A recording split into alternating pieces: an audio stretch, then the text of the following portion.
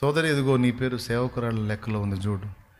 నేను ప్రసంగం చేయలేదండి, అయినా సేవకురాలు గుంపులోకి వచ్చావమ్మా. నువ్వు ప్రార్థన చేసావా? రోజు చేశానండి ప్రార్థన. అయితే అచ్చంగా పని పెట్టుకొని రోజు అనేక ఆత్మల రక్షణ కోసం, పరిశుద్ధుల క్షేమం కోసం, దైవజనుల కోసం, దేశ రక్షణ కోసం, ప్రపంచ రక్షణ కోసం, ప్రజల రక్షణ కోసం రోజు నేను కన్నీరు విడిచి అందుకెక్కిందమ్మా నీ పేరు.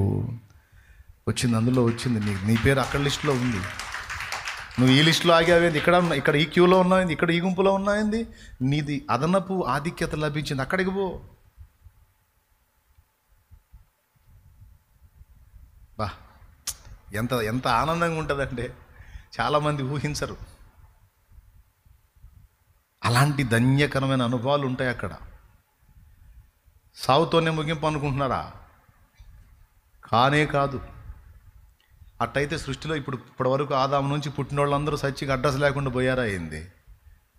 అడ్రస్ లేకుండా పోతే మన దేవుడు మృతులకు దేవుడా, సజీవులకు దేవుడా? నేను అబ్రహాము దేవుడను, ఇస్సాకు యాకోబు దేవుడను అని చెబుతూ వాళ్ళు ఇంకా ప్రజెంట్ ఉన్నారు అని చెప్తున్నాడు దేవుడు. మన దేవుడు మృతులకు కాదు, సజీవుల దేవుడు. అంటే మనం ఇక్కడ సజీవులమై ఉన్నాము, మనం కోల్పోయిన మనవారు అక్కడ సజీవులై ఉన్నారు. మనలో మృతుడు ఎవ్వడు లేడు. దేవునికి స్తోత్రం. ఎంతమందికి అర్థమైందో ఏమో మరి. మన దేవుడు సజీవుల దేవుడు. చావుతో జీవితం అయిపోదు. ఆ తర్వాత లైఫ్, అసలు లైఫ్ అక్కడి నుంచి స్టార్ట్ అయ్యి ఇక దానికి అంతము లేనంత జీవితం ఉంటుంది. చాలామందికి దిగులు, ఏందో దేవుడు చిన్న జీవితం ఇచ్చాడు, అప్పుడే 70 వచ్చినాయి, ఇంకేముంది, ఇంకా మహాబతితో ఒక 5 బతుకుతానేమో, 10 బతుకుతాను, ఇంకా బాటమేగా. ఏందో ఇంత చిన్న జీవితం ఇచ్చాడు. అవునా? ఇప్పుడు 50 దాటిన తృప్తి తీరిందా బతుకు మీద? ఇంకొక 150 ఉంటే బాగుండు అనిపిస్తుంది. దేవునికి స్తోత్రం. పెద్దగా చెప్పండి. ఇప్పుడు 50 దాటింది, ఇంక అయిపోయినట్టే లైఫ్ అనిపిస్తుంది. 50 దాటితే అంతే కదండి. 70 వస్తే, ఇప్పటికే 75 వస్తే, ఇప్పటికే 80 వస్తే,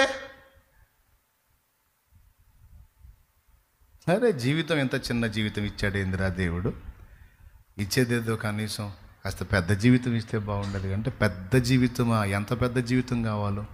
నువ్వు లెక్కించలేనంత పెద్ద జీవితం నీకు ఇచ్చాడు. జస్ట్ ఇక్కడ నుంచి ఊరు మారుతావు అంతే. జస్ట్ ఇక్కడ నుంచి నేను ఊరు మారుతాం అంతే.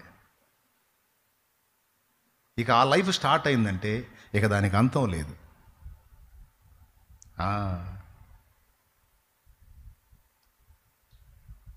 మొత్తం టోటల్ పెద్ద విషయం ఉంది అక్కడ. దానికి ప్రిపేర్ అవ్వాలి మనం. ఎంత సంపాదించాం, ఎన్ని మేళ్ళు కట్టాం, ఎన్ని పొలాలు కొన్నాం, ఎన్ని స్థలాలు కొన్నాం, ఎన్ని బిల్డింగులు కట్టాం, ఎంత బంగారం దాచిపెట్టాం, బ్యాంకులు ఎంత పెట్టాం, బీరువాలు ఎంత పెట్టాం, ఒంటి మీద ఎంత పెట్టాం, కూతురికి ఎంత చేపించాం, కోడలికి ఎంత, ఇవన్నీ లెక్కలు కాదు. దేవుని పని ఎంత చేశాను, దేవుని పని ఎంత చేశాను, మనకు ఆ లెక్క ఉండాలి. దైవసేవ ఎంత చేస్తున్నాను, దేవుని కొరకు ఎంత ఫలిస్తున్నాను, దైవ చిత్తం ఎంత నెరవేర్చాను, రేపు నా లిస్టులో ఎంత ఉండబోతుంది అక్కడ. ఇక్కడ కొప్పేసి అవన్నీ ఏడేపోతాయి. మనకు తెలియందా ఏది? ఏమండి, ఒక్కొక్క ఆమె దిగేసి తిరిగిద్ది పైనుంచి కింద దాకా, నాకుంది చూడండి అని కనపడేటట్టు అన్నీ బయటేసి, ఆ బంగారం అంతా బయటేసి, ఒక్కొక్కడు దిగేసి తిరుగుతాడు. ఏమండి, చేతికి ఉన్న బ్రాస్లెట్, పెద్ద బ్రాస్లెట్ కనపడాలని కదిలి తిట్టి అంటుంటాడు. ఇక్కడ బ్రాస్లెట్ కనపడాలని, చూడండి రా నేను బ్రాస్లెట్ చేసుకున్నాను. నేను చెబుతున్నా, చచ్చినప్పుడు ఒంటి మీద ఉంచుతారా? పొరపాటున బంగారం అంతే పెట్టి పెట్టిలో పెట్టినా లేకపోతే గుంట్లో పెట్టినా, మీకు తెలుసా, పూడిసి పెట్టిన వాళ్ళు వీళ్ళు బాగానే మళ్ళీ వాళ్ళు వచ్చి తవ్వి తీసుకుంటారు. అయ్యింది ఎవడు ఉంచడు. అవునా? ఎంతమంది ఒప్పుకుంటారు? అసలు గుంట్లో బూడిసి పెట్టిన వాళ్ళు తీసుకున్న దాకా అసలు ఫ్యామిలీ మెంబర్స్ ఆగుతారా? గాజులుంటే మా అమ్మ చచ్చిపోబోయేటప్పుడు ఎన్నిసార్లు చెప్పిందో, నా గాజులు పెద్ద అమ్మాయికి అంటే లాగేసింది. వెంటనే రెండో కూతురు మేలుకుంటుంది, మా అమ్మ ఇది గాజులు తీసుకుంది, లాభం లేదు అని వెంటనే మెడ మీద పడింది. ఎవరు? రెండోది మెడ మీద పడింది. మా అమ్మ ఎన్నిసార్లు చెప్పిందో, అమ్మ పెద్దదానికి గాజులు, నీకు నా మెడలో హారం. అమ్మా నీకు నాంతాడమ్మా, శాంతాడు అంత చేపించానమ్మా, నీకు నాంతాడు, దేవునికి స్తోత్రం అని ఎన్నిసార్లు చెప్పిందోనమ్మా. మా అమ్మ గుర్తుగా నాకు ఇది కావాలి, ఇది ఏమో లాగేసింది. స్తోత్రం. ఆఖరికి ఎవడన్నా కొసర ముక్కు పొడ కూడా బతక నేర్పించదాన్న, ఏది ఉంచరు. నువ్వు అంత కష్టపడి కట్టిన ఇంటిలో చచ్చిపోయిన నాడు ఇంటిలో కూడా ఉంచరు. బయట టెంట్ కింద నిన్ను పండుకోబెడతారు. అద్దె టెంటు, అద్దె బాక్సు, అద్దె బల్ల. ఇంట నుండి బయట బండ పెట్టినప్పుడు అర్థమైంది నీ కొంప కూడా అద్దె కొంపే అని. తెలుసా మీకు? ఒక్కొక్కళ్ళు ఇల్లు కట్టి ఎన్నిసార్లు చూస్తాడో, బైక్ వేసుకొని పోతా కూడా వెనక్కి తిరిగి చూస్తాడు. ఎన్నిసార్లు చూసినా అదే ఇల్లుగయ్యా, కానీ ప్రాణం అంతా ఇంటి మీద. చెబుతున్నా, కష్టపడి లైఫ్ అంతా దానికి ఖర్చు పెట్టి కట్టినా సరే ఆ ఇల్లు శేషం. మొన్న చూడవా, థాయిలాండ్, బ్యాంకాక్, మయన్మారు పేక మేడల్లా వాళ్ళ కళ్ళ ముందు కూలిపోయినాయి. సావు తప్పి కన్నులు ఒట్టబోయి బతుకు జీవుడా అని బయటికి పరిగెత్తారు. పగలొచ్చింది కాబట్టి తక్కువ జన నష్టం. నైట్ వచ్చినట్టయితే లక్షల మంది పోయి ఉండేవాళ్ళు. రిక్టర్ స్కేల్పై 7.7. పేక మేడల్లా కాంక్రీట్ బిల్డింగ్స్ కూలిపోయినాయి. ఇక్కడ మన కళ్ళ ముందే గతి లేదు, నిలవలేనప్పుడు, స్థిరం కానప్పుడు ఆడికి ఆడొస్తాయి ఇవన్నీ. ఆడికొస్తాయా? మరి ఆడికొచ్చాయి కొన్ని ఉన్నాయి, వాటి కోసం మనం సిద్ధపడాలి. అవి అక్షయమైనవి, శాశ్వతమైనవి. భూమి మీద మీ కొరకు ధనము కూర్చుకొనవద్దు, పరలోకమందు మీ కొరకు ధనము కూర్చుకోండి. పరలోకమందు ధనం కలగాలంటే ఏం చెప్పాడు? ధనవంతుడైన కుర్రోడు వస్తే నీకు కలిగిందంతా మీ పేదలకు ఇవ్వు, అప్పుడు నీకు పరలోకమందు ధనము కలుగు. పరోపకారం చేయి, ఇతరులకు మేలు చేయి, ఇతరులకు ఉపకారం చేయి, ఇతరులకు హెల్ప్ చేయి. బాయ్ ఇతరులకు సాయం చేయవే పిచ్చోడా, చేయి. ఎంత చేయగలవు అంత చేయి. మొత్తం అక్కడ రికార్డ్ అయింది. ఇది అబద్ధం కాదు, సాక్షాత్ యేసయ్యే చెప్పిన మాట. దేవుని కోసం ఆయుష్కాలంలో కొంతైనా ఖర్చు పెట్టబోయి, తమ్ముడా, అన్నయ్య, అక్క, చెల్లి, నా తల్లి, కేటాయించమ్మా. అక్కడ లిస్టులో వస్తుంది దేవుని సముఖ. ఏ కవిలలో రావాలి? హతసాక్షుల కవిలెలోన, హతసాక్షుల కవిలెలోన నీ పేరున్నదా, నీ పేరున్నదా. కొంతమంది పేరు. ఇప్పుడు మీరు రెండు లిస్టులు చూశారు. ఒకటి విమోచింపబడిన వారి లిస్టు, రెండవది సేవకుల లిస్టు. ఈ రెండిటికి దాటి ఇంకా పెద్దగా ఉంటుంది హతసాక్షుల లిస్టు. వీళ్ళైతే ఏకంగా దేవుణ్ణి ప్రేమించి సమస్తమును విడిచిపెట్టి తమ ప్రాణమునే పణంగా పెట్టేశారు. తమ ప్రాణము కూడా తమకు ప్రియమైనదిగా ఎంచుకోలేదు. యేసు నామము నిమిత్తము తమ ప్రాణమును పణంగా పెట్టారండి. ఇది ఇంకా గొప్పది. అట్లా రేపు లిస్టులు ఉంటాయి. మరి జడ్జిమెంట్, న్యాయ తీర్పు ఎందుకు అనుకున్నావు? న్యాయపీఠపు తీర్పు, న్యాయపీఠపు తీర్పు సంఘమునకు ఉంది. ఎందుకంటే సేవ చేసిన వాళ్ళు ఎవరో, హతసాక్షులైన వాళ్ళు ఎవరో, సమస్తము ప్రభు కోసం పెట్టేసిన వాళ్ళు ఎవరో, తమ బ్రతుకులో ఎక్కువ కాలం దేవుని కోసం ఖర్చు చేసిన వాళ్ళు ఎవరో, త్యాగధనులు ఎవరో, బాప్తీసం పొంది ఆదివారం కూడా సరిగా చర్చికి రాని సరుకెవరో, మొత్తం అని నిలబడతారు. ఈ కష్టపడ్డ వాళ్ళందరికీ బహుమానాలు ఇస్తుంటే వీళ్ళు కూడా ఆలోచిస్తుంటారు, ఈ ఆదివారం కూడా సరిగా చర్చికి రాని సరుకు, మాకు కూడా ఏదోటి ఉంటుందిలే. ఆయన అంటాడు, నా రక్తాన్ని ఆశ్రయించావు, బతికిపోయావు, లేకపోతే పాతాళానికి వెళ్ళాలి, నువ్వు నరకానికి వెళ్ళాలి. రక్తాన్ని ఆశ్రయించావు కనుక పరలోకానికి వచ్చావు. నీకింతవరకే.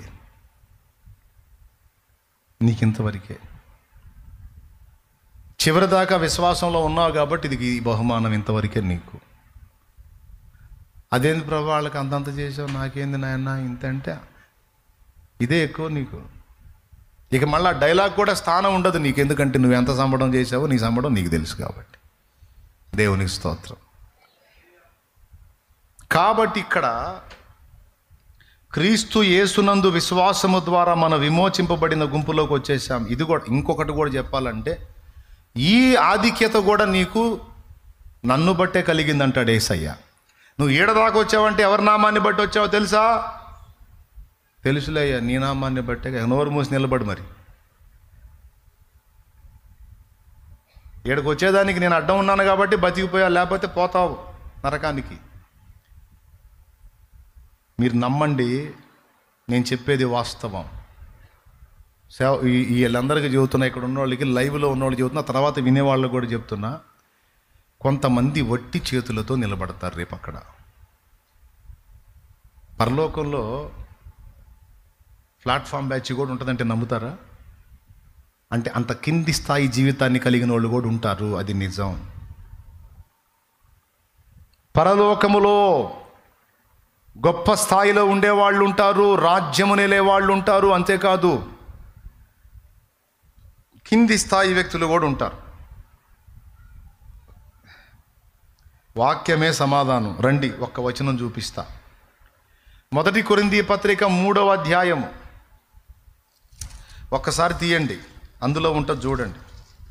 కొరింథీయులకు రాసిన 1వ పత్రిక. ఇంట్రెస్ట్గా ఉన్నారా? విసుగొచ్చిందా అమ్మా? సరుకుందా? అయిపోయిందా? 12, 13 వచనాలు కలిపి ఉంటాయి, చదువు.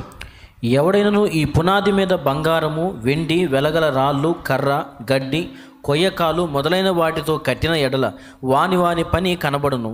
ఆ దినము దానిని తేటపరచును. బాగా విను. అది అగ్ని చేత బయలుపరచబడును. మరియు వాని పని ఎట్టిదో దానిని అగ్నియే పరీక్షించును. అది అయిపోయిందా? చదువు. పునాది మీద ఒకడు కట్టిన పని నిలిచిన ఎడల వాడు జీతము పుచ్చుకొనును. అద్దుగో. ఒకని పని కాల్చివేయబడిన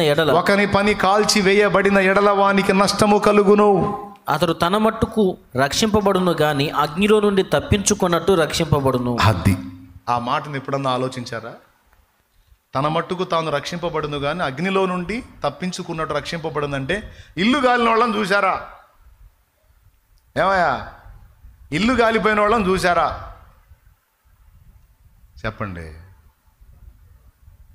నైట్ ఇంట్లో పండుకొని నిద్రపోతున్నారు, ఇంటి చుట్టూ నిప్పు అంటుకుంది, చూస్తే పొగ గమ్మేసింది, ఇల్లు మొత్తం పొగ గమ్మేసింది, తలుపెట్టుందో అర్థం కావట్లా. నైటు బగ బగ బగ బగ మంటలు లేచినాయి. ఇప్పుడేం చేస్తారు? అబ్బాయి ఆ బీరువా తీసి తాళ్ళని తీసి, అబ్బాయి బంగారం అయ్యా, అబ్బాయి పెద్దోడ బంగారం అయ్యా, అమ్మాయి బట్టలు సర్దమ్మా, అమ్మా ఆ బేషన్లన్నీ బస్తాకేయమ్మా అంటే నీకు టైం ఉంటుందా?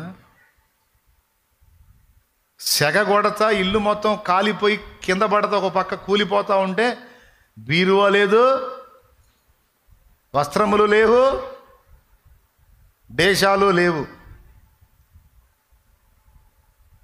అర్థమైందా? సత్తా బతుకుతావు, రే ఇల్లు తగలబడదు పరిగెత్తాను రో అని బయట పరిగెత్తారు. కనీసం కట్టుకోవడానికి బట్టలు తీసుకునే పరిస్థితి కూడా ఉండదు. చావు తప్పించుకొని బయటికి పోయి నిలబడతారు రిక్త హస్తాలతో. మొత్తం గాలిపోయింది. కప్పుకోవడానికి దుప్పటి ఉంటుందా? పెద్దగా చెప్పండి. తినటానికి ఆహారం ఉంటుందా? చేతిలో ఖర్చుకి పైసలు ఉంటాయా? కాలిపోయే. అవునా? ఆఖరికి తెప్పాళ్ళాలు బేషన్లు కూడా కరిగిపోయి ఉంటాయి, వస్త్రాలు కాలిపోయి ఉంటాయి, పడుకోవడానికి మంచాలు గాలిపోయి ఉంటాయి. అన్నీ గాలిపోయినప్పుడు ఏం మిగిలిద్దండి? ఇక మిగిలినవన్నీ ఎవడన్నా దానం చేస్తే బతకాలి. ఇలాగ ఏమీ లేని స్థితిలో కూడా కొందరు ఉంటారంటే నమ్మగలవా? ఎక్కడా? ఆ దినమున. ఎక్కడా? పరలోకంలో. కానీ నిజం అది. తన మట్టుకు తాను రక్షింపబడదు కానీ అగ్నిలో నుండి తప్పించుకున్నట్టు రక్షింపబడిందంటే, ఇల్లు మొత్తం అంటుకుంది, బిరబరా బయటికి పరిగెత్తాడు, ఒంటి మీద ఉన్న కట్టుబట్టలు తప్ప ఏం మిగల్లా. నా చిన్నప్పుడు అన్ని పూరిళ్ళే. అప్పుడప్పుడు పేపర్లో వచ్చేది, అగ్ని కీలలకు 40 పూరిళ్ళు దగ్ధం. అంటే టీవీలో వచ్చింది, 40 కుటుంబాలు నిరాశ్రయులయ్యారు. కట్టుకోవడానికి వస్త్రం లేదు, తినడానికి తిండి లేదు, వాళ్ళ డబ్బు బంగారం అంతా అగ్నిలో కాలిపోయింది. హృదయ విదారకమైన ఈ దృశ్యం చూస్తుంటే చూసేవాళ్ళు కంటతడి పెట్టకుండా ఉండదు అని స్లో మోషన్లో మాట్లాడుతూ ఉంటాం. దేవుని స్తోత్రం. అగ్నిలో నుండి తప్పించుకున్నట్టు రక్షింపబడిందంటే శేషమేమి మిగలదని అర్థం. అది ఎంత దరిద్ర బతుకో చూడు. కానీ కొంతమంది క్రైస్తవులకు అది కూడా, అలాంటి గతి కూడా వచ్చిద్దని చెప్పేశాడు యేసయ్య. అంతసేటు శాశ్వత జీవితంలోకి వెళ్ళి, అంతసేటు పరలోకంలోకి వెళ్ళి, అక్కడికి పోయి ప్లాట్ఫామ్ బతుకు, ఏమీ లేని బతుకు ఎట్లా కానీ ఉంటుంది. మరీ ఏమీ లేకుండా ఎట్ట ప్రభా, ఖర్చుకు ఏదన్నా పైసలు కూడా ఇవ్వకుండా అంటే పరలోకం వచ్చావు చాలు, నరకానికి పోకుండా, లేకపోతే అగ్ని ఆరని పురుగు జావని స్థితికి వెళ్ళాల్సి వచ్చేది, నువ్వు అగ్నిలో గాలాల్సి వచ్చేది. బయటికి తప్పించాను, ఏదో బతుకుపో, ఎవరి కిందో బతుకుపో అంటాడు. ఎంతమందికి అర్థమైంది? నిద్రలేశారా?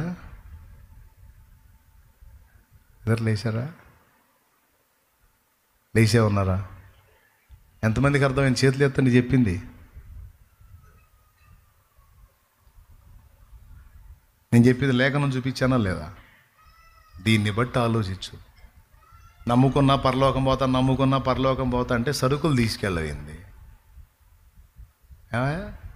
హైదరాబాద్ పోతా టూర్ చేసి వస్తా అని డబ్బులు లేకుండా, సరుకులు లేకుండా, సామాన్లు లేకుండా ఏం వేసుకొని పోతా? పోయి ఏం చేస్తా? రోడ్ల మీద తిరుగుతావా? హోటల్ ముందు బాబా ఇంత పలావ్ ధర్మం చేయండి బాబా అంటావా? మరి హైదరాబాద్ జర్నీ ఉన్నప్పుడు సిద్ధపడాలి కదా. సిద్ధపడాలా లేదా? సిద్ధపడాలి. మనకు కూడా పెద్ద జర్నీ ఉంది, లాంగ్ జర్నీ. దానికి కూడా మనం నిర్లక్ష్యం చేయకుండా సిద్ధపడాలి. పాస్టర్స్కి చెప్తున్నా, పరిచారకులకు చెప్తున్నా, మీకు చెప్తున్నా, ఈ లైవ్లో ఉన్న వాళ్ళకి చెప్తున్నా, ఇప్పుడు లైవ్లో ఉండి వింటున్న వాళ్ళకి, తర్వాత వినబోతున్న వాళ్ళకి అందరికీ చెప్తున్నా స్పష్టంగా అర్థమయ్యేటట్టు. ఏముందిలే అనుకుంటే లైఫ్ అంతా ఖాళీ పిల్లి తగలై, కనీసం ప్రార్థన సేవ కూడా చేయకుండా రేపు ఇస్తాడు నీకు బహుమానం, తీసుకుందు కానీ అక్కడ ఏవి దక్కదు. చెయ్యాలి.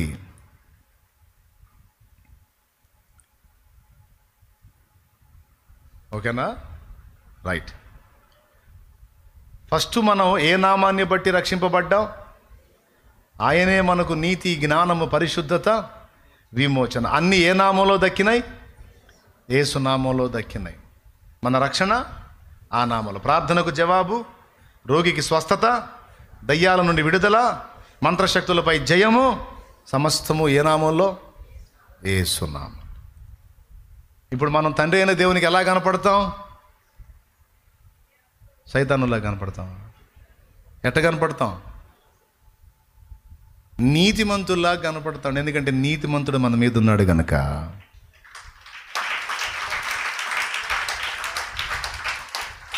ఇప్పుడు నా బాడీ కలర్ ఏంటి? లోపల నా శరీరం యొక్క కలర్ ఏంటి? నీ బాడీ కలర్ మాకేం తెలిసిద్దిరా అంటారా? కొంచెం ఇక్కడ కనపడుతున్నాక చెప్పండి, ఏం కలర్ ఇది? తెలుపు అయితే కాదుగా. ఇప్పుడు వైట్. మీకేం కనపడుతుందండి? అలాగ దేవుడు మన వైపు చూసినప్పుడు యేసు కనపడతాడు మన మీద.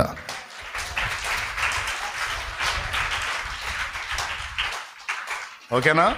దీన్ని బట్టి ఇప్పుడు యేసయ్యను బట్టి విమోచింపబడ్డామా లేదా? పరిశుద్ధులమా లేదా? నీతిమంతులమా లేదా? జ్ఞానవంతులమా కాదా? రైట్. అయితే వినండి, అయితే ఎంత బంగారపు తొడుగు తొడిగినా నల్లతుమ్మ చెక్కే లోపల. స్తోత్రం. ఇక ముగింపు, నిజంగా ముగిస్తున్నా సంతోషంగా. ఎంత గోల్డ్ కవరింగ్ వేసినా, గోల్డ్తో ఎంత కవర్ చేసినా లోపల నల్లతుమ్మ చెక్క. ఇప్పుడు దేవుడు పూనుకున్న పని ఏంటంటే ఆ నల్లతుమ్మ చెక్కను కూడా రూపాంతరపరచి పైనున్న గోల్డ్ లాగానే లోపల నుంచి కూడా పూర్తిగా గోల్డ్గా రూపాంతరం చెందించాలని దేవుడు పూనుకున్నాడు. అది విషయం. మన పైన కప్పిన వాని స్వభావం ఎలాగునో, మన పైన కప్పిన వాని స్వభావం ఎలాగునో కప్పుకున్న వాని స్వభావం కూడా అలాగునే రూపాంతరం చెందించడానికి దేవుడు పూనుకున్నాడు. దేవుడి గొప్పతనం ఒక మాటలో చెప్తా.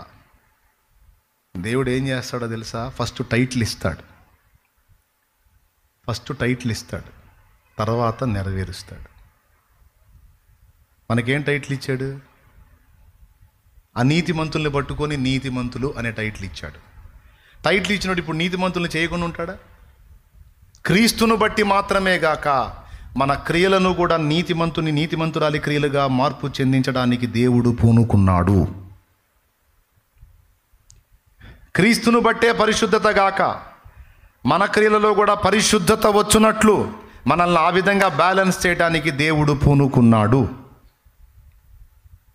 దేవుడు మనల్ని ఆ విధంగా రూపాంతరం చెందించడానికి పూనుకున్నాడు. నల్ల తుమ్మ చెక్కని కూడా బంగారంగా మార్చడానికి ఇప్పుడు దేవుడు పనిచేస్తున్నాడు. ఎంత చేసినా నల్ల తుమ్మ చెక్క బంగారం ఎట్టయిద్దండి? కాదుగా. అది అసంభవంగా అంటే నీకు నాకు అసంభవం. యెహోవాకు అసాధ్యమైనది ఏదైనా గలదా? దేవుడు చేస్తాడు. నల్ల తుమ్మ చెక్కనే బంగారముగా చేయగల సత్తా, దమ్ము, జ్ఞానం, శక్తి, పనితనం నా దేవుడికి ఉంది. ఉంది. నిన్ను నన్ను అలా మార్చడానికి దేవుడు పూనుకున్నాడు. వాస్తవంగా క్రీస్తును బట్టి మనం అంతా అయ్యాము కానీ, నీతిమంతులం, పరిశుద్ధులం, జ్ఞానవంతులం, విమోచింపబడిన వారం అయ్యాము కానీ మన శరీరం ఇంకా విమోచింపబడలా. రెండూ కరెక్టే అన్నాను. మనలో ఇంకా పాపము యొక్క తత్వము మన శరీరంలో ఉంది. ఇది రోమాపత్రిక 7వ అధ్యాయం 18వ వచనంలో పౌలు చెప్పాడు. గలతీ పత్రిక 5వ అధ్యాయం 19వ వచనంలోను 17వ వచనంలోను పౌలు చెప్పాడు. మన శరీరములో ఇంకా పాపము యొక్క బీజం పనిచేస్తుందని. అర్థమైందా? కాలేదా? ఏం పనిచేస్తుంది మన శరీరంలో? మనమేమో నీతిమంతుల లిస్టులో ఉన్నాము, మన క్రియలు చూస్తేనేమో పాపుల లిస్టులో ఉన్నాయి. మనమేమో విమోచింపబడిన వారి లిస్టులో ఉన్నాము, మన చేష్టాలు చూస్తేనేమో విమోచన పొందని వారి లిస్టులో కనపడుతున్నాయి. ఎట్లా అంటే వినండి, రక్షణ పొందగానే దేవుని జ్ఞానమంతా మనకు అర్థం కాదు. కంక్లూషన్కి వస్తున్నా. రక్షణ బాప్తిస్మం పొందగానే టోటల్గా దేవుని జ్ఞానమంతా మనకు అబ్బేసేయదు. దేవుని సంగతులన్నీ మనకు తెలిసిపోవు. అప్పుడు అది ఏ దశ తెలుసా? అజ్ఞాన దశ. ఈజీగా చెప్పొచ్చు. పుట్టిన పిల్లవాడికి ఏమన్నా తెలుసా? వాడికి బట్టలు కట్టుకోవటం తెలుసా? ఎలా బ్రతకాలో తెలుసా? ఎలా నడవాలో తెలుసా? వాడి ఆకలి ఎలా తీర్చుకోవాలో వాడికి తెలుసా? వాడికి తెలిసింది ఒక్కటే, ఆకలి అయితే కేరమంటాం, కడుపు నిండితే నిద్రపోవటం. కానీ వాడి ఆ దశని తల్లి గుర్తించి వాడు ఏమీ చెప్పుకోలేడు, ఏమీ తెలియని అజ్ఞాన దశలో ఉన్నాడని ఆఖరికి వాడి 1 రోళ్ళతో సహా అమ్మే క్లీన్ చేసింది. ఆకలికి ఆహారం ఆమె పాలిచ్చిద్ది, వస్త్రంతో వాడిని శుభ్రపరిచిద్ది, స్నానం చేయించిద్ది, వాడికి 1 రోళ్ళు క్లీన్ చేసిద్ది, వాడు పక్క దడిపితే ఆ వస్త్రాలని మార్చిద్ది. వాడికి ఏది చూసుకునే పని లేదు. ఇక వాడు 5 ఏళ్ళోడు అయ్యాడు అనుకో, అప్పుడేం చేసిద్దో మీరు చెప్పండి? 5 ఏళ్ళోడు అయ్యాడు అనుకో, వాడు 1 రోళ్ళు చేస్తే పోయి శుభ్రం చేసిద్దా? శుభ్రం చేసుకోకపోతే 4 బాధిద్ది. అడ్డగాడిదలాగా ఉన్నావు, దున్నదిన్నట్టు తింటున్నావు. ఓరా పో శుభ్రం అంటదా? లేకపోతే దా యదా నా బతుకంతా శుభ్రం చేస్తారా రా యదవా అంటదా? తన్ని నేర్పిద్ది. అదేందమ్మా పుట్టినప్పటి నుంచి నువ్వే చేసావుగా అమ్మా, ఇప్పుడు కూడా నువ్వే చేయమ్మంటే, ఒరే అది అజ్ఞాన కాలము. అప్పుడు నేను చూసి చూడనట్టు నిన్ను సహించాను, నువ్వు ఎలా ప్రవర్తించినా భరించి నేను నిన్ను ఆదరించాను, పోషించాను, నీకు అన్నీ చేశా. ఎల్లకాలం అలా ఉండటానికి లేదు. ఇది పాయింట్. స్తోత్రం. అర్థమైందా? చదివిన పాయింట్ ఇది. ఇక ఎల్లకాలం అలా ఉండటానికి లేదు. ప్రతి వానిని గతకాలమందు తమ తమ మార్గముల యందు నడవనిచ్చెను. రక్షణ పొంది కూడా నువ్వు కొన్ని తప్పటడుగులేస్తే దేవుడు కోప్పడలా, మౌనంగా సహించాడు. రక్షణ పొంది కూడా కొన్ని పిచ్చి చేష్టలు చేస్తే దేవుడు కోప్పడలా, మౌనంగా భరించాడు. ఎందుకంటే పసిబిడ్డలే అజ్ఞానం. అన్నీ తెలుసా? అన్నీ నిభాళించుకునే శక్తి ఉందా? ఇప్పుడే కదా లైన్లోకి వచ్చింది, ఇప్పుడే కదా లైన్లోకి వచ్చాడని భరించాడు. అయితే దాన్ని ఆట్టే కాలము కొనసాగనీయడు. అది మనం గుర్తుపెట్టుకోవలసిన విషయం. పొద్దస్తమానం నేను ఇలాగే అజ్ఞాన కృత్యాలు చేస్తానంటే ఒప్పుకోడంట. మరి ఏం చేస్తాడు? మారు మనసు పొందాలి, సరి చేసుకోవాలని పిలుస్తున్నాడు. నేనే మీకు టైటిల్ ఇచ్చేలే, నీతిమంతులను రాపిచ్చాలే, ఎట్ట పడితే అట్ట బతికిన ఇబ్బంది లేదులే, లిస్టులో అయితే నీతిమంతుడని పేరు ఉందిలే, ఏం పర్లా అనలా. నేనే పరిశుద్ధులను రాపిచ్చాలే, నీ పేరు పరిశుద్ధురాలని రాపిచ్చాలే, ఇక నువ్వు ఎట్టున్నా సరే నన్ను బట్టి నేమ్ వచ్చిందిగా, డోంట్ వరీ అనలా. ఎక్కడన్నా ఉంటే చూపించు, నాకు పరిశుద్ధ గ్రంథంలో ఎక్కడన్నా ఉంటే చూపించు. నీకెందుకు నేను పేరు రాపిచ్చాలే, ఇక నువ్వు ఎట్లా తిప్పలు పడ్డా ఇబ్బంది ఏం లేదు అని ఎక్కడన్నా రాయించాడా? ఎక్కడన్నా ఉందా గ్రంథంలో? ఒక్క చోట కూడా లేదు. టైటిల్ ఇచ్చిన టైటిల్ ప్రకారం నువ్వు మార్పు చెందాలి. పరిశుద్ధురాలు అని పిలిచే అందుకు తగిన విధంగా నువ్వు సిద్ధపడాలి. నిన్న మొన్నటి వరకంటే అజ్ఞాన కృత్యాల్లో ఉన్నావు, వదిలేశా. పద్దాక అదే విధంగా చేస్తావా నువ్వు? ఒప్పుకోను. పద్దాకలను పిల్ల చేష్టాలు చేస్తే అమ్మే ఊరుకోదు, లాగి తన్నిద్ది. ఆయన ఎట్టు ఊరుకుంటాడు పెద్దోడా? మరేం చేయాలి? నీలో ఆ గ్రోత్ కనపడాలి, ఆ ఎదుగుదల కనపడాలని పిలుస్తున్నాడు దేవుడు. ఆ పరిపూర్ణతలోనికి నీవు రావాలి. గొప్ప విషయం ఏంటో తెలుసా? నువ్వు అజ్ఞాన క్రియలు చేసినా కూడా నువ్వు ప్రార్థన చేస్తే దేవుడు విన్నాడు, జవాబిస్తానే ఉన్నాడు. మళ్ళా నువ్వు తేడాలో ఉన్నావు, నువ్వు వంకర టింకరలో ఉన్నావు, లోపాయకారితనంలో ఉన్నావు, అయినా సరే నువ్వు ప్రార్థన చేస్తే వింటున్నాడు. నువ్వేమనుకున్నావు తెలుసా? దేవుడు నన్ను ఆమోదిస్తానే ఉన్నాడులే, నన్ను ఆమోదిస్తున్నాడు, నా పాపాన్ని కూడా ఆమోదిస్తున్నాడని భ్రమపడ్డావు. నిద్రలో కూడా నీ పాపాన్ని దేవుడు ఆమోదించడు, నా పాపాన్ని దేవుడు ఆమోదించడు. పాపమునకు దేవుడు ఎప్పుడూ వ్యతిరేకే. మరి మరి మరి మరి మరి నా మీద కోప్పడి నా ప్రార్థనకు జవాబు ఇవ్వకూడదు కదా?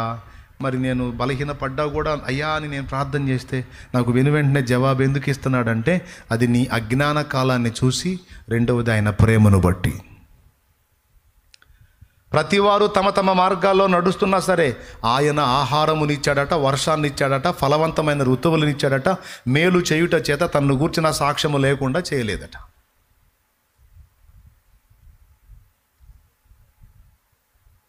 నువ్వు వంకర టెంకరగానే మాట్లాడతావు. అర్థం అవుతుందా? అర్థం కావట్లేదా? చేతులు ఎత్తండి. నోరు అదుపు లేకుండా వాగుతావు, అయినా సరే నువ్వు ప్రార్థన చేస్తే జవాబు వచ్చింది. అదే మరి వింత. నువ్వు అక్కడక్కడ బలహీనమైన పనులు చేస్తావు, అయినా సరే నువ్వు ప్రార్థన చేస్తే దేవుడు వింటాడు. అక్కడక్కడ నువ్వు బుద్ధిహీనమైన అడుగులు వేస్తావు, అయినా నువ్వు ప్రార్థన చేస్తే దేవుడు వింటాడు. దేన్ని బట్టో తెలుసా? మాతృప్రేమ, అమ్మ మనసు, మమత.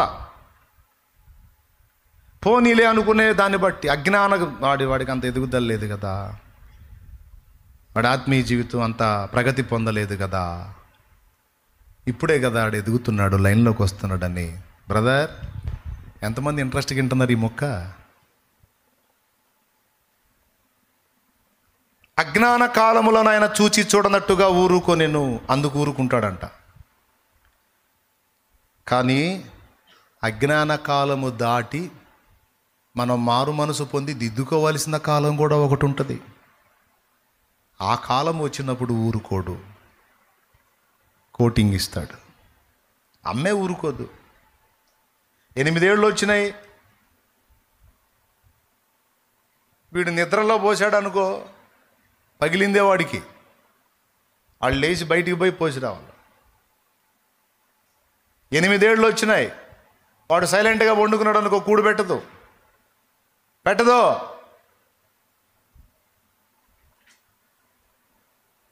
వాడు అట్టనే వండుకున్నాడు అనుకో, దగ్గరకు వచ్చి అడిగేది, ఎరా అన్నం వద్దా అంటది. కావాలి మమ్మీ పెట్టు అంటే, మరి అడగవే నోరేం పడిపోయింది. ఏంది ఆకలమ్మ అన్నం అని అడగవా? తన్నిద్ది, మళ్ళీ తన్ని పెట్టిద్ది. దేవునికి స్తోత్రం కలుగును గాక. వాడు మళ్ళీ తగాదా వేసుకోవాలి. వాళ్ళం, అమ్మ చిన్నప్పుడు నేను అడిగితేనే పాలు దాపేవా, నాకు నేను అడిగితేనే పెట్టావా, ఇప్పుడు ఎందుకుమా నేను అడగకుండా పెట్టట్లేదు అంటే, ఆ వయస్సు వేరు, ఈ వయస్సు అది అజ్ఞాన కాలం. నా ప్రియమైన బిడ్డ, ఒకప్పుడు నువ్వు ప్రార్థన చేయకపోయినా నీ విషయంలో జోక్యం చేసుకుని దేవుడు చాలా కార్యాలు చేశాడు. నువ్వు ప్రార్థన చేయకపోయినా, నువ్వు మొరపెట్టకపోయినా, నువ్వు ఇంత ప్రార్థన చేసినా, అల్పమైన ప్రార్థన చేసినా, నువ్వు చేసిన ప్రార్థన వినబడింది. అసలు చెయ్యకపోయినా కూడా, ప్రార్థనా జీవితం సరిగా లేకపోయినా కూడా నీ కార్యాలు జరిగినాయి. ఎంతమంది ఒప్పుకుంటారు? అదేంది, ప్రార్థన చేస్తే కదా జవాబు ఇచ్చేది. చేయకపోయినా ఎలా చేశాడంటే, నీ అజ్ఞాన దశని అమ్మగా భరించాడు. నువ్వు ప్రార్థన చేయకపోయినా నీకు ఇచ్చాడు, సాయం చేశాడు, నాకు ఇచ్చాడు, సాయం చేశాడు. ఇప్పుడు ఊరుకోడు. ఎదుగుదలలోకి వచ్చిన తర్వాత అమ్మ ఏమడిగిద్ది? అన్నం పెట్టమంటావా? అది కూడా వీడు తినాల్సిన టయానికి తినకపోతే అడిగిద్ది. వాడు మౌనంగా పండుకుంటే వదిలేసిద్ది. ఎందుకంటే వాడు అడిగితేనే. మనం అంటాం కదా, అడగంది అమ్మైనా. చిన్న వయసులో పెట్టే అమ్మ వాడు తెలివిలోకి వచ్చిన తర్వాత అడిగితేనే పెట్టిద్ది. ఈరోజు నేర్చుకోండి. పద్దాకలా నాకు ప్రార్థన చేయకపోయినా అన్నీ నడుస్తాయి అనుకోవద్దు. అజ్ఞాన దశలో దేవుడు ఇచ్చాడని, జ్ఞానం పెరిగిన ఈ దశలో కూడా నీకు ఇస్తాడు అనుకోవద్దు. నువ్వైనా నేనైనా దేవునికి మానక ప్రార్థన చేయాలి.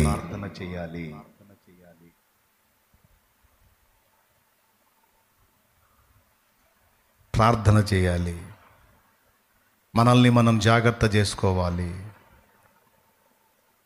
మనల్ని మనం ఇప్పుడు మొత్తం నీకు అమ్మ కొడుకు మీదే చూపిస్తా. మొత్తం అమ్మ కొడుకు మీదే చూపిస్తాను. సైకిల్ వేసుకొని రోడ్డు మీద వస్తున్నాడు అనుకోడు, 8 ఏళ్ల కొడుకు. వాడు సరిగా రాకుండా స్పీడ్గా వచ్చి ధనామని పడ్డాడు అనుకో, పైకి లేపి ఇంటికి తెచ్చి తగిలిన దెబ్బలు కాక ఇంకా 4 తన్నిద్దా తన్నదా? అది కూడా ఆమె చెబుతారు, రే రే రే నిదానం సర్ర తమాను పడ్డాడు. పడింది కాక, వాడి మోకాళ్ళు కొట్టకపోయింది కాక, వాడి చెవు పట్టుకొని లేపి పెట్ట 4 పీకి, ఆ నడమంత్రం ఏంది, ఆ మిడిమేళం ఏంది? నేను కేకేస్తున్నాగా, వీడి కింద కాళ్ళు పగిలి వాడు ఒక పక్క ఆ బాధ, పైన కోటింగ్. అంతేనా? లేకపోతే పడితే పడ్డలుదానన్నా అంటదా? నువ్వేమంటావు తల్లి, నువ్వు చెప్పమ్మా. ఏం చేస్తా? ఏం మాట్లాడరేంది? ప్రార్థన చేస్తా, కళ్ళు మూసుకుంటా. మీకేది ఇంట్రెస్ట్ లేనట్టుంది.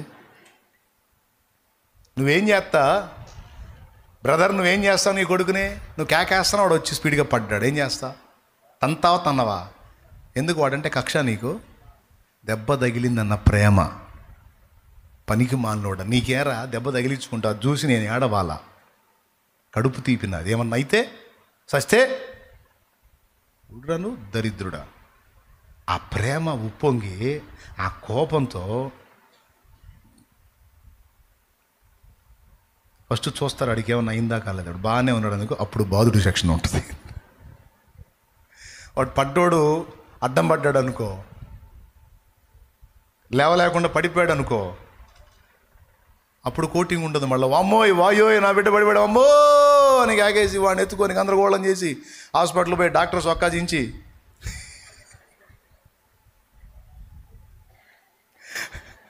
నర్సుల్ని కొట్టి కాంపౌండర్లను కొట్టి ఇంత సీన్ ఉంటుంది. ఎందుకంటే ఇదంతా మమతను బట్టి. దేన్ని బట్టి? అంత వాళ్ళిద్దరి దగ్గరే మనం చూడవచ్చు. ఇప్పుడు వాడు తన్ను తాను భద్రం చేసుకునే విషయంలో మెళకువగా ఉండాలి. మెళకువగా ఉండకపోతే వాడికి ఆ దెబ్బలు తగిలింది కాక ఈయనకున్న ప్రేమను బట్టి మళ్ళా 4 కోటింగులు పడతాయి. మళ్ళీ చిన్నప్పుడు తనదు. తన్ను తాను కాపాడుకునే ఏజ్ వచ్చినా కూడా వాడు జాగ్రత్త చేసుకోకపోతే అయిన నష్టం కాక అదనంగా 4 కోటింగులు దేవుని వైపు నుంచి పడతాయి. ముందే ఇబ్బంది పడి నేను చేస్తుంటే మళ్ళీ ఈ కోటింగ్ ఏంటంటే ఎందుకు చేశావు? నీకేమన్నా అయితే నేను తట్టుకోగలనా? అందుకే నేను బెత్తం వాడుతున్నా, తంతా నిన్ను అంటాడు. నిజంగా మీకు అర్థమవుతుందా? అంటే ఇక నువ్వు భద్రత లేకుండా ఉండటానికి రైట్, నిన్ను నువ్వు కాపాడుకునే విషయంలో మెళకువగా ఉండాలి. అపవాది గర్జించు సింహం వల్ల ఎవరిని మింగుదునని వెతుకుతూ తిరుగుతున్నాడని లేఖనంలో రాయించాడు. నిబ్బరమైన బుద్ధి గలవారే నిద్రపోండి, ఏం పర్వాలా నేను చూసుకుంటానులా. నిబ్బరమైన బుద్ధి గలవారై నిద్రమొఖాలు కాకుండా మెళకువగా ఉండండి అన్నాడు. అంటే నిన్ను నువ్వు ప్రొటెక్ట్ చేసుకునే విషయంలో వివేచనగా అడుగులేయాలి, మెళకువగా అడుగులేయాలి. తస్మాత్ జాగ్రత్త అనే దాని అర్థం. మనల్ని మనం సేవ్ చేసుకోవటానికి, భద్రం చేసుకోవటానికి మనం మెళకువగా ఉండాలి. శుభ్రపరచుకోవటానికి మెళకువగా ఉండాలి, ఎదగాలి. ఆ విషయంలో కూడా ఒకప్పుడు మనకి శుభ్రపరచుకోవటం తెలియదు. ఆ అజ్ఞాన కాలాలు చూసి చూడనట్టు ఊరుకున్నాడు, ఆయనే శుద్ధి చేశాడు. ఇప్పుడైతే మన ఎదుగుదలలో శుద్ధీకరణ కూడా ఒకటి. ఎప్పటికప్పుడు మనమే యేసు రక్తాన్ని ఆశ్రయించి ప్రతి లోపాన్ని, చిన్నదే కానీ పెద్దదే కానీ ఒప్పుకొని దిద్దుకొని ఎప్పటికప్పుడు శుద్ధి చేసుకోవటం కూడా మన పనే. పద్దాకలైనా నువ్వు అడిగిన అడగకపోయినా కడగడు. ఆయన రక్తం ఉంది, నువ్వు ఎప్పటికప్పుడు వెళ్ళి కడుక్కోవాలి, శుద్ధి చేసుకోవాలి. 2, అవసరాలకు సహాయము నువ్వు అడగాలి. 3, దేవుడు చెప్పిన మాటల్ని తీవ్రంగా తీసుకోవాలి. 4, చిన్నప్పుడు ఏమన్నా ఆజ్ఞలు ఉంటాయా పిల్లలకి? చంటి పిల్లలకు ఆజ్ఞలు ఉంటాయా? పట్టించుకోదు, వాడికి ఏం చెప్పదు కూడా. కానీ వాడు ఎదిగే కొద్దీ పనులు చెప్తూ ఉంటుంది. వినకపోతే రే రా పోయి ఆ కిరాణా షాప్ కాడికి వెళ్ళి ఫలానా కట్టించుకొని రా అంట. నాకు చిన్నప్పుడు చెప్పావా నువ్వు ఇవన్నీ? కాదు మమ్మీ, నాకు చిన్నప్పుడు చెప్పావా, ఇప్పుడేం పనులు చెప్తున్నా ఏంది అసలు, నాకు నేను చేయను అంటే సరే బేటా పో తినిపో బేటా అంటదా. మళ్ళా కోటింగ్. అసలు ఇదేందో అర్థం కాదు మనకు. అసలు అన్ని కోటింగే. కింద పడితే కోటింగు, శుద్ధి చేసుకోకపోతే కోటింగు, అడక్కపోతే కోటింగు, చెప్పిన పని చేయకపోతే అంతా కోటింగేనా?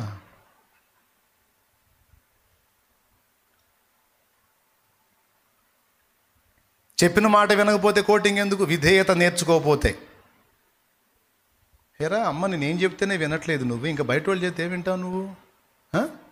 పెద్దల మాటకు లోబడాలి కదా, వినాలి కదా, ఎందుకు లోబడలా నువ్వు అని తప్పుబట్టి కొట్టిద్ది. ఈ విధంగా మనకి మాతృస్థానంలోకి వస్తాడు యేసయ్య, అమ్మ స్థానంలోకి వస్తాడు. ఇంక అయిపోయింది మీ సరుకు, లేండి ఇంకా పైకి లేచి నిలబడండి. ఏమండి, నేను కూడా అదే స్థానంలో ఉన్న, అమ్మ స్థానంలో. పిల్లల సరికి ఎంతో నాకు తెలుసులే, నీ పుట్టక చూశారు కానీ లే పైకి లే.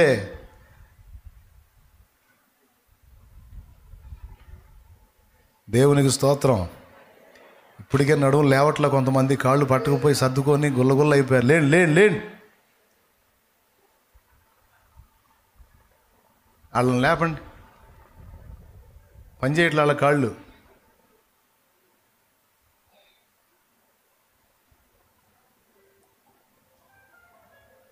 మిగిలింది ఏమైనా ఉంటే తర్వాత జీవితాలే, విన్నాయి చాలు. ఇక్కడ నువ్వు అమ్మగా గుర్తించు యేసయ్యని.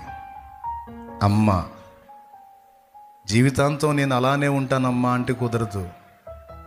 అమ్మ ఏం ఆశించిందో తెలుసా? నిన్ను నువ్వు భద్రం చేసుకోవాలి, నిన్ను నువ్వు శుద్ధి చేసుకోవాలి,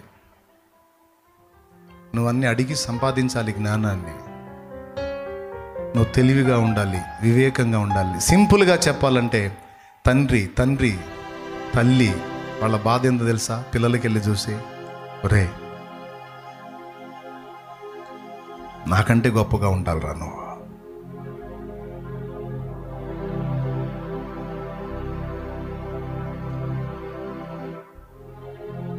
తండ్రి బాధ అదే. తండ్రి ప్రేమను బట్టి. తల్లి బాధ అదే. ఎందుకమ్మా ఊరక నా మీద కోప్పడతావు, ఎందుకమ్మా నా మీద చిరాకు పడతావు అంటే ఒక్కోసారి తల్లి కన్నీళ్లతో చెప్పిద్ది, నువ్వంటే నా కక్షనా, నువ్వంటే నా కక్షనా, నువ్వంటే నాకు ద్వేషమా, నేను నిన్ను ప్రేమించలేదా, నా కడుపు కట్టుకొని నీకు ఆహారం పెట్టలేదా, వస్త్రాలు ఇవ్వలేదా, ఇంతకాలం నిన్ను చూడలేదు, నువ్వంటే కక్షనా?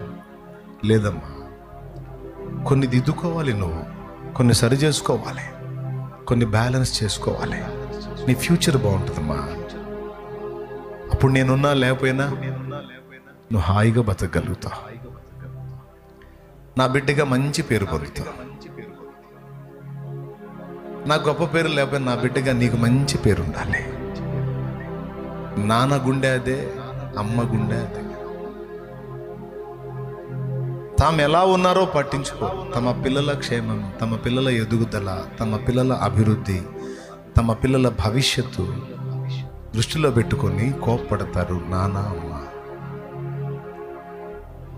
ఎంతమందికి అర్థమైంది? అలాంటి మాతృస్థానంలో నా యేసయ్యను ఊహించుకోండి. ఊహ కాదు, నిజం అది. అమ్మ చూపలేదు నీ ప్రేమ, నాన్న చూపలేడు నీ ప్రేమ. అమ్మ చూపలేదు నీ ప్రేమ, నాన్న చూపలేడు నీ ప్రేమ. బంధుమిత్రులు ప్రాణహితులు, బంధుమిత్రులు ప్రాణహితులు ఎవరు చూపలేరు నీ ప్రేమ, ఎవరు చూపలేరు నీ ప్రేమ. అమ్మ చూపలేదు నీ ప్రేమ, నాన్న చూపలేడు నీ ప్రేమ. అమ్మ చూపలేదు నీ ప్రేమ, నాన్న చూపలేడు నీ ప్రేమ. Praise the lord.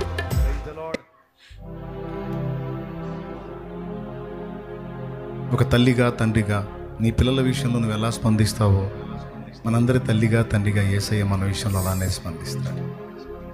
అజ్ఞాన కాలంలో నీ పిల్లల్ని అంతగా పట్టించుకో. చిన్నాళ్ళే, తెలియదులే, తెలిస్తే అలా ఎందుకుంటారులే, తెలిసి తెలియనాళ్ళే అని. కాలం గడిచిపోతున్న కొద్దీ, పిల్లల్లో ఎదుగుదల వస్తున్న కొద్దీ కోప్పడతాం. చిన్నదాన్ని కూడా వదిలిపెట్టాం, ప్రతిదాన్ని ప్రశ్నిస్తాం. నీ బిడ్డల్ని కంట్రోల్ చేయడానికి ట్రై చేస్తావు, నీ బిడ్డల్ని కట్టడి చేయటానికి, జ్ఞానవంతులుగా చేయటానికి, గొప్పవాళ్ళుగా చూడటానికి తప్పిస్తావు.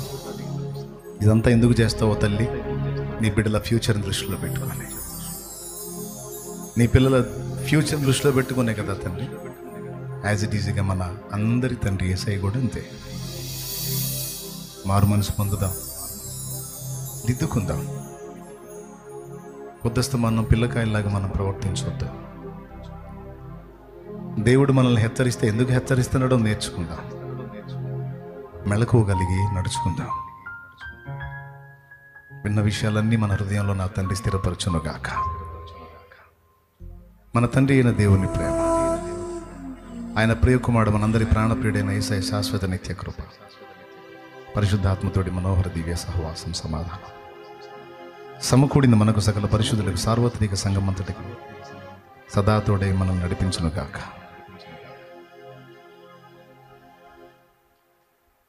ఆమేన్. ప్రభుయేసు రక్తమునకు జయ, ప్రభుయేసు రక్తమునకు జయ, యేసు నామమునకు సంపూర్ణ విజయం కలుగునుగాక. ఆమేన్. అజ్ఞాన దశలో ఉన్న అజ్ఞాన కృత్యాలు మార్చుకుందాం. శారీరకంగా ఎదగటం కాదు, ఆత్మీయంగా కూడా ఎదుగుదాం. ఇటు శారీరకంగా ఎదిగి తల్లిదండ్రులను సంతోషపెట్టినట్టు ఆత్మీయంగా ఎదిగి యేసయ్యను సంతోషపెడదాం. మనలో ఆ గ్రోత్ కనపడినప్పుడు నా తండ్రి సంతోషపడతాడు. మూడో మెట్టుకు రావాలి, ఫైనల్. ఫస్ట్ చంటి బిడ్డ దశ, అప్పుడు మనల్ని కొట్టదు. రెండవది మధ్యస్థ దశ, 8 నుంచి 10-12 ఏళ్ల లోపు, అప్పుడు మనల్ని శిక్షిస్తుంది. అక్కడి నుంచి దాటి మనం పెద్దవాళ్ళం అయిన తర్వాత మూడవ దశ, అప్పుడు అమ్మ కొట్టదు, బాధపడతా ఉంటుంది. అమ్మా, చిన్నదానివైతే చేతి దెబ్బగొట్టి చెప్పొచ్చు, నా అంత దానివయ్యావు, చాలా విషయాల్లో నా అంత ఎదిగావు. ఇంత ఎదిగి మళ్ళీ నువ్వు అలా ఎలా చేస్తావు? నువ్వు ఒక దెబ్బ కొట్టి చూద్దామంటే చిన్నదానివి కాదు, పెద్దదానివి అయ్యావు. నీ ఇష్టం అమ్మా. నువ్వు ఏ బుద్ధిహీనమైన పనులు చేస్తావో దాని తాలూకు ఫలాన్ని నువ్వు అనుభవించాల్సి ఉంటుంది అంటది. అవునా? అది మూడవ దశ.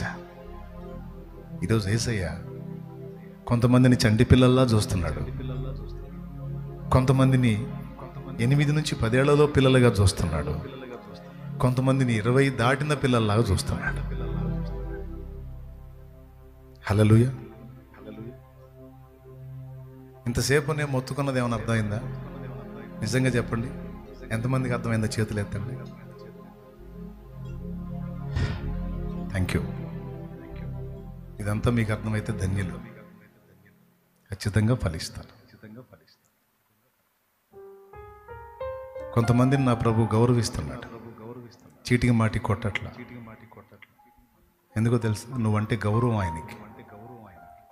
పిల్ల పెద్దదైంది, ఎదిగింది, కొడుకు ఎదిగాడు, వాడిని ఏం చేసుకునేది నేను? పెద్దోడయ్యాడు వాడు, కొడితే బాధపడతాడు, తిడితే బాధపడతాడు కదవా అని ఆ కొడుకుని చూసి ఏమంటావు తెలుసా? అరే చిన్నోడు ఏదో దెబ్బ కొట్టి చెప్పావంటరా, పెద్దోడు అయ్యాడు, జాగ్రత్తరా. నువ్వు మూర్ఖంగా వెళితే దాని ఫలితం నువ్వు అనుభవించాల్సి ఉంటుందిరా, చూసుకోయా. లేకపోతే దాని ఫలితాన్ని నువ్వే అనుభవించాల్సి ఉంటుంది, చూసుకోయా. నువ్వంటే నాకేం కక్ష కాదురా, నువ్వంటే నాకేం ద్వేషం కాదు, నీ లైఫ్ బాగుండాలని అంతే. యాజ్ ఇట్ ఈజీగా నా ప్రభు కూడా అంతే అడుగుతాడు, అంతే చెప్తాడు. సరి చేసుకుందాం. ఎదిగిన పిల్లలమై దేవుడు మనల్ని చూసి మురిసిపోయేటట్టు, సంతోషపడేటట్టు జాగ్రత్త తీసుకుందాం. మనం మెలకుగా ఉంటే, మనం చురుగ్గా ఉంటే, మనం షార్ప్గా ఉంటే చాలా హ్యాపీ ఫీల్ అవుతాడు.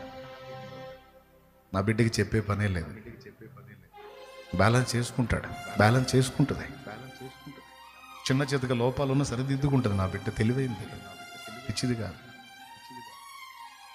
ప్రభువా చెప్పొచ్చు కదా ఆ బిడ్డకి, పదే పదే బలహీనపడుతుంది చెప్పొచ్చు కదా. లేదు దూతలారా, నా బిడ్డకు తెలుసు తను చేస్తుంది పొరపాటని, అది కొనసాగించకూడదని, దాని పర్యవసానం తీవ్రంగా ఉంటుందని నా కూతురికి తెలుసు. మార్చుకుంటుంది. చూడు దిద్దుకుంటుందో లేదు చూడు. నా బిడ్డ ఎదుగుదల నాకు తెలియదా? జాగ్రత్త పడిద్దా? నా కుమారుడి తెలివి నాకు తెలియదా? జాగ్రత్త పడతాడు. ఆడే దిద్దుకుంటాడు చూడు, ఆడే బ్యాలెన్స్ అవుతాడు చూడు, ఆడే సరి చేసుకుంటాడు చూడు. ఆడే ఎదిగినోడు, ఆడికి తెలుసు అంటాడు. మరి ఎలా బ్యాలెన్స్ అవుతారు, ఎలా సరి చూసుకుంటారు, దేవుని పని ఎలా చేస్తారు, ఎలా ఫలిస్తారు? ప్రార్థన చేసుకోండి.